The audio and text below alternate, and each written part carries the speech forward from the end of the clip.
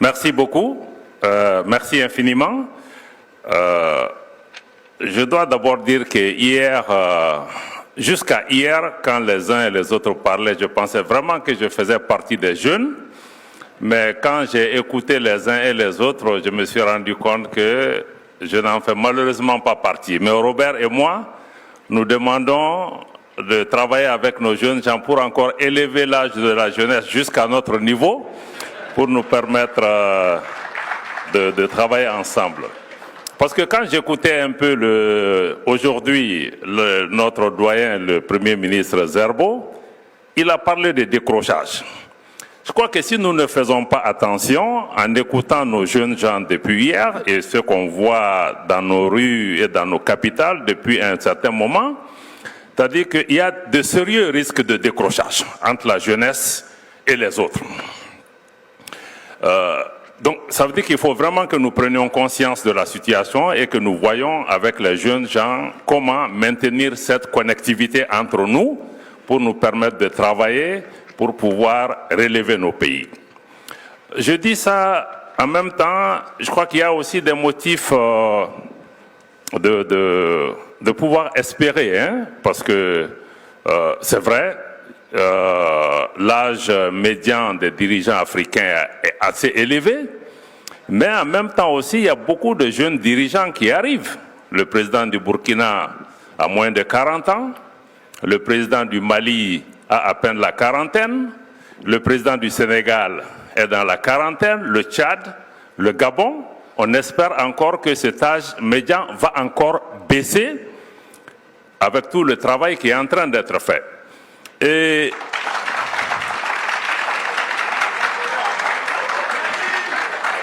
je ne dis pas ça pour faire plaisir, parce qu'en réalité, ce n'est pas nouveau.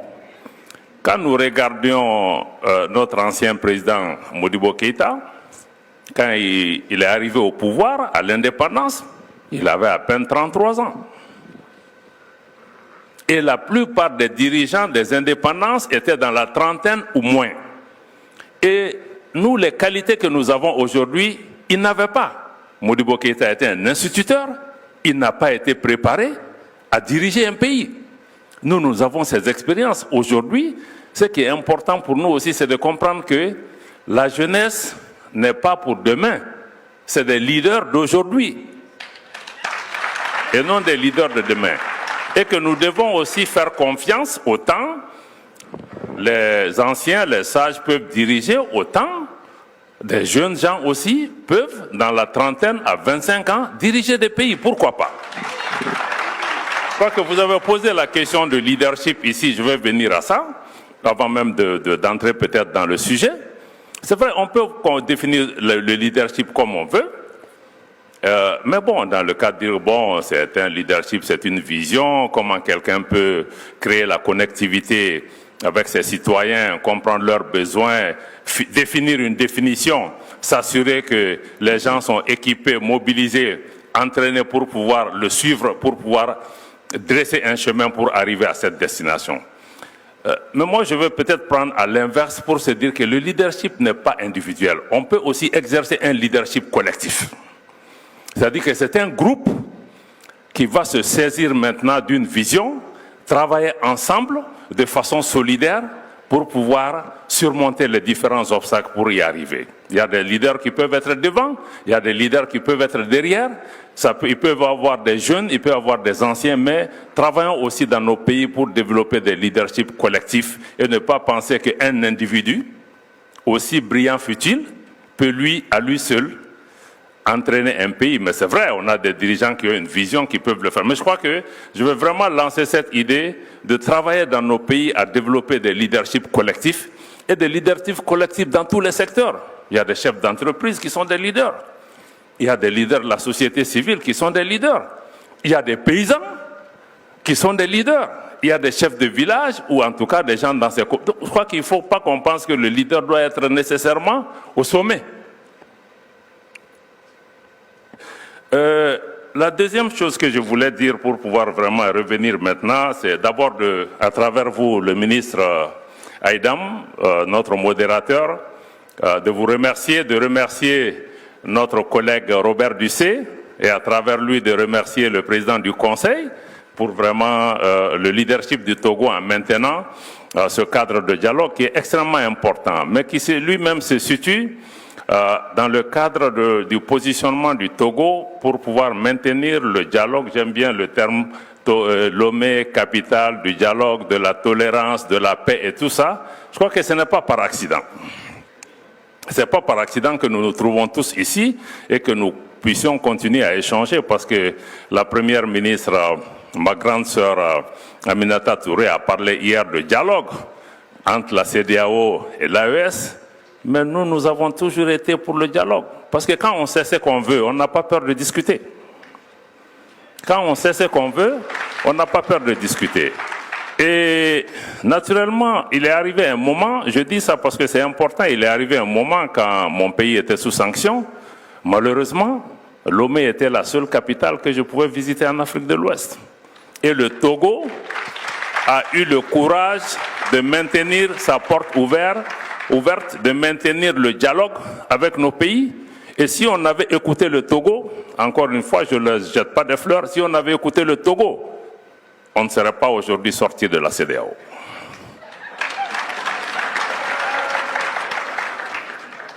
Ça n'a pas fait que des amis au Togo, mais je crois que parce qu'ils ont eu une posture de dire que quels que soient les problèmes de nos frères, il faut qu'on travaille dans la solidarité, il faut qu'on cherche à les comprendre, il faut qu'on les accompagne. Mais il ne faut pas qu'on leur amène juste des prescriptions. Je crois que ça, c'est vraiment, je tiens à saluer cet effort de dialogue et ce cadre qui est là aujourd'hui. Je crois que c'est important, le ministre a touché là-dessus. Donc moi, je vais toucher deux points essentiels dans mon développement. C'est-à-dire, je veux parler du besoin d'autonomie stratégique de l'Afrique pour sa sécurité, et je veux parler aussi du partenariat entre Africains. Si on parle de l'autonomie stratégique de l'Afrique en matière de sécurité, il faut qu'on comprenne pourquoi il est nécessaire et comment le faire. L'autonomie stratégique n'est pas un choix ni une option, c'est une obligation. On n'a pas parlé d'indépendance sécuritaire de l'Afrique, mais on a dit autonomie. Parce que quand vous regardez, Madame la Première ministre a parlé hier du besoin de transformer nos pays, de diminuer la pauvreté, toutes ces questions ne sont possibles que si nous pouvons assurer la sécurité de nos pays. Regardez les deux superpuissances économiques du monde, les États-Unis et la Chine, sont aussi les premières à avoir mis en place aussi des capacités militaires. Ça veut dire qu'on ne peut pas avoir de prospérité économique quand on n'a pas la capacité de se défendre, quand on n'a pas la capacité d'avoir une force dissuasive. Les États-Unis, à eux seuls, ont 800 bases militaires à travers le monde. Mais vous croyez que c'est pourquoi? Mais c'est pour protéger la prospérité, le mode de vie américain et s'assurer que le monde travaille pour les intérêts des États-Unis. Donc, et aujourd'hui, on est dans un... Je vais vous amener juste à une question de reality check, en réalité, parce qu'il ne faut pas qu'on soit naïf de penser que tout va se passer dans le meilleur des mondes si on a de bonnes recettes sur le plan économique. Parce qu'aujourd'hui, de la colonisation, de l'esclavage à la colonisation jusqu'à aujourd'hui, les problèmes n'ont changé que de nature, plus ou moins. Aujourd'hui, plus que jamais, nous sommes dans un monde qui est fondé sur les rapports de force, sur la coercition. Ce qu'on n'obtient pas par la coopération, on va chercher à l'obtenir par la ruse. Si on ne l'obtient pas par la ruse, on va l'obtenir par la coercition. Quelqu'un a parlé de ressources, comment s'appelle ça? Des minerais stratégiques. Mais ces minerais stratégiques, mais vont se les procurer par tous les moyens. Par tous les moyens. Donc à nous de nous organiser pour protéger notre prospérité. Ça, je voulais dire ça, c'est important. Et la deuxième chose que je voulais aussi dire, c'est vrai, l'Afrique est un continent divers, l'Afrique fait face à beaucoup de défis sécuritaires. On a tout cité, je ne vais pas revenir dessus, terrorisme, question d'ingérence extérieure. Mais ce qui est important que je retiens, que je répète chaque fois, nous-mêmes, nous pensons que quand j'écoute les uns et les autres, on a l'impression que l'Afrique est un pays quand vous parlez. Mais on n'en est pas là. Parce que nous réfléchissons, nous pensons l'Afrique en tant que pays ou en tant que continent, mais chacun travaille individuellement. Donc il y a aussi une déconnexion à ce niveau. Parce que nous ne pouvons pas avoir des solutions collectives et chacun essaie de tirer ses marrons du feu. Donc tant que nous ne changeons pas cette dynamique de nous dire que oui, l'Afrique continent ou l'Afrique pays est une aspiration, mais on n'est pas encore là. Mais il faut qu'on organise le travail. Parce que l'Afrique est divers, parce que chacun défend ses intérêts, etc. Mais il faut qu'on pense collectivement, mais aussi qu'on agisse collectivement. Mais on pense collectivement, on agit individuellement. Et là, à mon avis, c'est un problème. Maintenant, sur la question toujours de la défense collective, en tout cas l'autonomie stratégique, ce qui est important, c'est d'abord le besoin de nous approprier nos moyens de défense. Vous avez vu dans le cadre de la Covid, y compris les moyens militaires, y compris la nécessité d'évoluer vers une industrie militaire qui elle-même aussi, non seulement nous donnera la capacité d'être autonome, mais aussi créera une économie, créera des emplois pour nos jeunes gens et diminuera la dépendance. Vous avez vu dans le cadre de la Covid, l'Afrique s'est réveillée un matin, elle n'a pas accès aux médicaments. Ceux qui ont accès ont défini les prix pour eux-mêmes et nous on était là, on les regarde. En matière de défense aussi, ça risque d'être la même chose parce que ceux qui nous équipent aujourd'hui ou demain sont nos concurrents. Si demain nos intérêts ne vont pas dans la même direction, mais ils vont nous couper les vivres. Donc pourquoi nous ne pouvons pas, parce que les pays africains aujourd'hui, chacun investit dans sa défense individuellement. On peut le faire aussi collectivement. Au-delà de ça, il faut qu'on comprenne que l'autonomie stratégique de l'Afrique en matière de sécurité n'est pas qu'une réponse sécuritaire. Parce que l'autonomie stratégique sécuritaire englobe des dimensions qui doivent aller au-delà du sécuritaire. Les ressources naturelles, leur transformation au bénéfice du continent, c'est une dimension importante. Les moyens de télécommunication dont on a parlé, les industries, les nouvelles technologies que nous devons maîtriser et contrôler, l'énergie, on en a parlé, c'est une dimension essentielle, l'information, la désinformation et le contrôle de l'intelligence artificielle sont des dimensions importantes. La sécurité alimentaire, le ministre angolais en a parlé hier, que celui qui contrôle ton ventre contrôle ton esprit. Et moi j'irai plus loin pour dire que celui qui contrôle ton esprit contrôle aussi ton cœur. Même ta motivation pour défendre, protéger ton pays n'est pas parce qu'aujourd'hui, la colonisation, ou en tout cas l'hégémonie à laquelle on assiste dans le monde, c'est qu'on ne nous envoie plus des militaires. On nous tient par la tête. Et quand on nous tient par la tête, ça veut dire que quelqu'un à l'extérieur du continent a notre télécommande.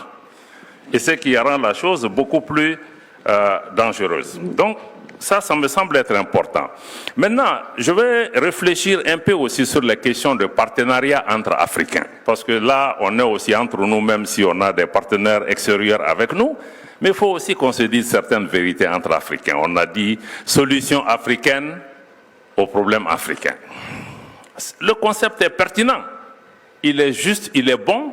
Mais à la réalité, on a des problèmes avec cette question. Je vous donne juste 2 points à titre d'illustration. Les représentants de l'Afrique au Conseil de sécurité, quand les questions qui touchaient mon pays sont arrivées là-bas, je vous assure que les Africains votaient contre nous pour pouvoir nous imposer des sanctions, même pas sur des questions d'élection et autres, c'est sur des questions de gouvernance interne par rapport au processus de paix. Les Africains ne nous ont pas aidés, ne nous ont pas défendus. Il y a même des partenaires extérieurs à l'Afrique qui sont venus à notre secours et qui sont venus nous expliquer comment les choses se sont passées à notre rencontre. Je crois que ça, c'est assez décevant. C'est assez décevant. La deuxième, c'est le cas du Niger. Parce que l'Afrique doit être bâtie sur la solidarité. On ne peut pas être dans un cadre d'intégration régionale qu'on décide d'aller attaquer un autre pays. Et je crois que par rapport à ça, l'AES a donné quand même une leçon qui doit être apprise un peu partout en Afrique. Parce que c'est la première fois, en tout cas, de ma jeune expérience sur le continent, qu'on veut attaquer un pays, deux pays se lèvent. Si vous attaquez ce pays, le Mali et le Burkina, on dit que si vous attaquez le Niger, considérez que nous sommes en guerre avec vous.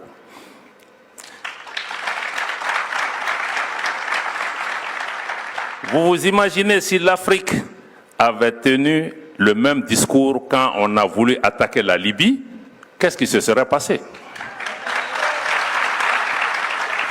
Donc, la sécurité ne peut être envisagée que de manière solidaire. Il faut qu'on se sente lié au-delà des discours. Donc ça me semble être important comme élément. Deux derniers points. On dit qu'on veut sortir des liens de la dépendance. C'est important. Mais il faut aussi qu'on comprenne qu'il faut développer la confiance entre Africains. Il ne faut pas que certains pays africains pensent que les autres pays impérialistes ou autres qui nous dominent, s'ils partent, eux, ils vont les remplacer. Non. Les relations entre pays africains doivent être bâties aussi sur la solidarité, sur le respect mutuel, sur l'entraide mutuelle. Il ne faut pas que d'autres pays africains s'installent dans une démarche hégémonique à l'endroit d'autres pays africains en disant que ma population est plus grande, j'ai plus de ressources, donc par conséquent, voilà, telle puissance est partie, c'est moi qui vais régenter la région. Ça ne marchera pas. Ça ne marchera pas également. Le dernier point, je crois que quelqu'un, la grande sœur encore a parlé hier de révolution.